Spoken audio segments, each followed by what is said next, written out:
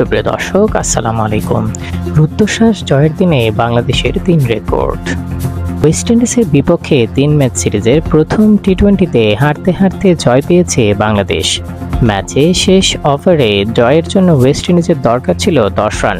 উইকেটে ছিল রোবমান পাওয়েল। তৃতীয় বলে তাকে ফেরালে হালে পানি পায় বাংলাদেশ। 19.5 ওভারে ওয়েস্ট ইন্ডিজ 140 রানে অল আউট হলে 7 রানের জয় পায় বাংলাদেশ। এ জয়ে সিরিজে 1-0-তে এগিয়ে গেল টাইগাররা।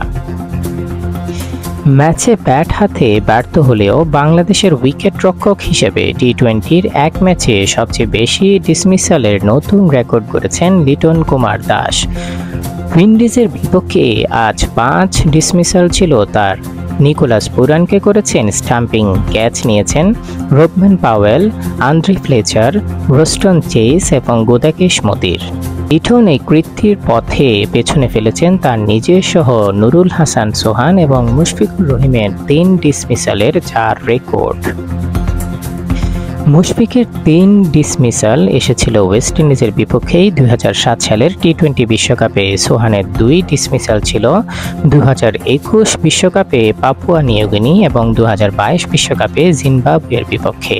আর লিটন তার 3 ডিসমিসাল পেয়েছিলেন আয়ারল্যান্ডের বিপক্ষে চট্টগ্রামে।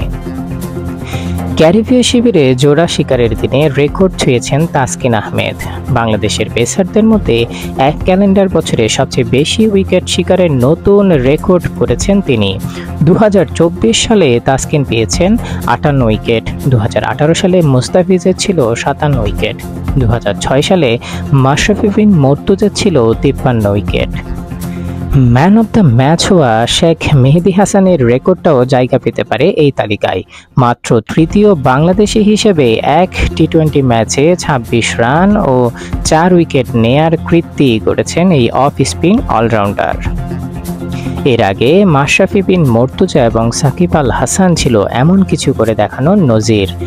সাকিব অবশ্য এমন অলরাউন্ড পারফরমেন্স করে দেখিয়েছেন 4 বার। ধন্যবাদ।